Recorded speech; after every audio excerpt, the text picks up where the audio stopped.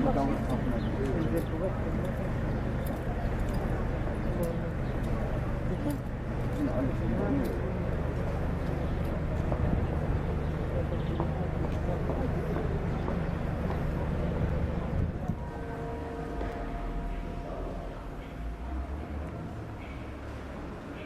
al Messie, tal-Iben u tal-Spiritu Santu. Amen. Il-mulej u r-rajtijaj xej ma jonqosni. Nara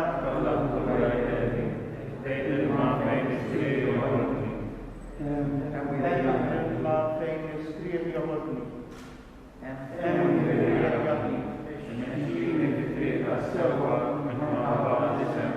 Imħar jek nimxi f'bit mudla ma nibżax mill-ħsara x'intimijie.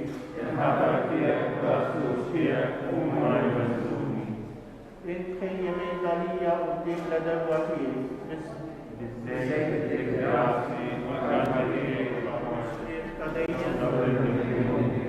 Jisbir fis-slim.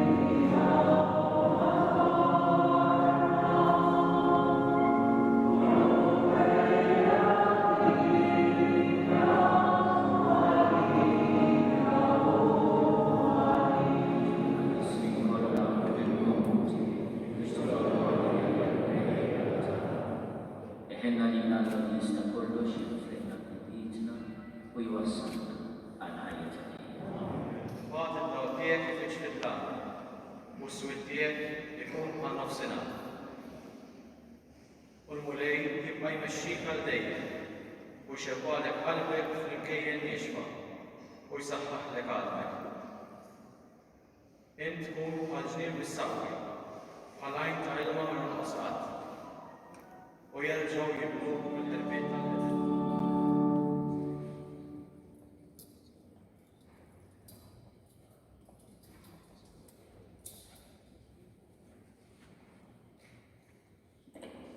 Il-mulej ma'kom. Qari mill-Evanġelju skont San Luka.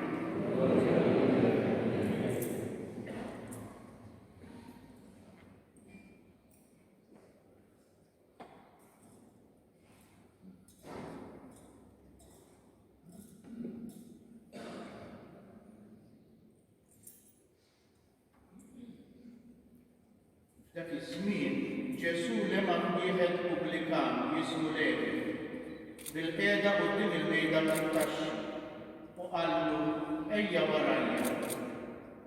Dak telaq kollox qam u mar warajh. Imbagħad Levi għamillu laqgħa kbira f'daru stess u kien hemm magħhom fuq il-mejda kotra kbira ta' Pubblikani u nies oħra. Il-Farisej u l-kittiba sħabhom bdew igembru mad-dixxipli tiegħu u qalulhom dan l-għala tieklu u tixorbu mal-Pubblikani u l-midibbin. U Ġesu weġibhom mhux dawk li huma f'saħħithom għandhom bżonn it-tabib, iżda l-morda. Jien mhux lill-ġusti ġejt insejjaħ, iżda lill-midibbin għall-indiem. Il-kelma tal-bnej. Jina niklob fuq il-sib li nixtieq naqsam magħhom illum waqt li qegħdin nitolbu suffraġġju taħuna Monsignor Don Giovanni Sappardi u nitolbu wkoll għal-ruħ imma wkoll insemmu il-persuna, il-ħidma u l-patrimonju li għalli. Għal-Knisja kollha mxerbna mad-dinja biex tkompli twassal dejjem kull imkien is-sejħa tiegħek biex nisrieħbu miegħek fil-ħajja ta' issa u ninaqdu miegħek fil-ħajja ta' dejjem nitolbu. Għall-ordnijiet kollha. Da Sidna Ġesu Kristu. Li meta kien segata biex minrajh ibati bħal-ħoss ratti l-ħajja qasam. Tali dixxipli tiegħu qal ħudu u kulu l-kol minn dan għax dan huwa ġismi li jingħata għalik.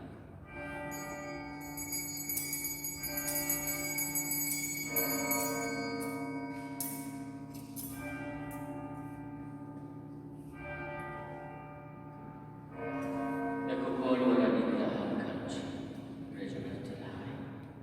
Tali dixxipli tiegħu qal ħudu u xorbu minnu l-kol għax dan huwa l-kanċi ta' demmi tal-patt il-ġdid li jibqa' dejjem.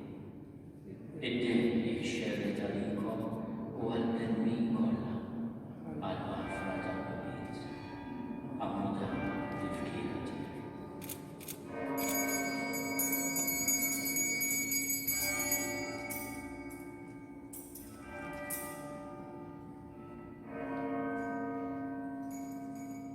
Dan hu l-misterju tal-fidi.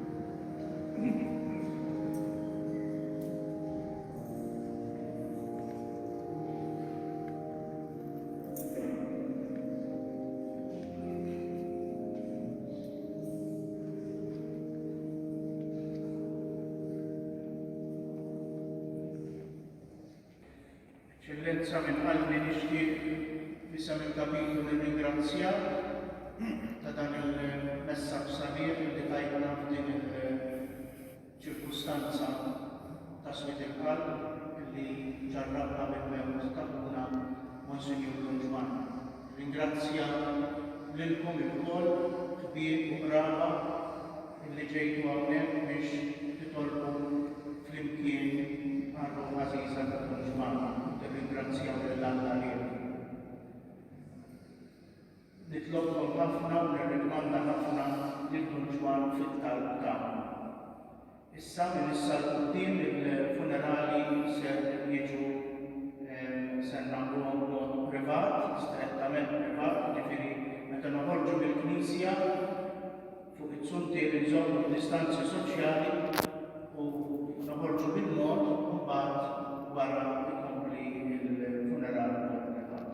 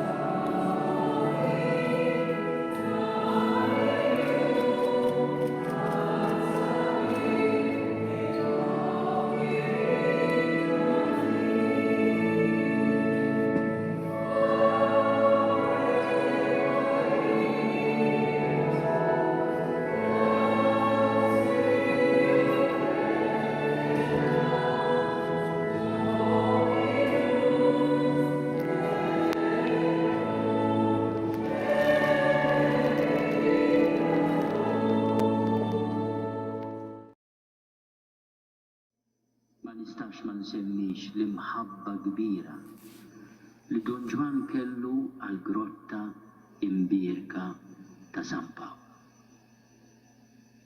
Aħna nafu l-eruq tal-fidi u tal-fejqan tagħna dak il-post. Propju fuq il-ħitan ta' Melite. Min hemmhekk ħarġet barka kbira għax Pawlu l-Apostlu missierna minn hemmhekk għal 3 xhur kellimna dwar Ġesu. Il-blat tal-grotta jidwi bil-vuċi tal-Apostlu, imma wkoll għaxut tal-imħabba ta' ħafna nies u b'mod speċjali ta' Don Ġwan. Għallimtna nożżu l-ġmiel tal-eruq tagħna li jinfdu l-art moħbija qalb il-kesħa. Għallimtna nagħmlu l-għanja b'qalb ħerqana li toffroq sfiqa minn ġol karti mkebba. Fittixt, stħarriġt, tkellimt, għallimt b'kull ħeġġa. Fil-grotta ta' San Pawl tqanqalt bil-ħnina. Il-ħarsa ta' għajnejk lil ħadd ma weġġat. Ħarist kull wirt bla reba u bla ħjiena. Ħabbejt lill-Alla f'kelmtu u f'kull bniedem. U qsamt bil-ferħ id-den u x-xjenza tiegħek. Dak li kien skart fidejk sar deb imbierek. Dak li kien stken fid-dlam irxoxta miegħek. Din-nar tħanina troddok lil feddej. Grazzi Don Ġwan, striħissa fil-mulej. Għatihom mulej l-mistrieħ ta' dejjem. Jistrieħ fisli.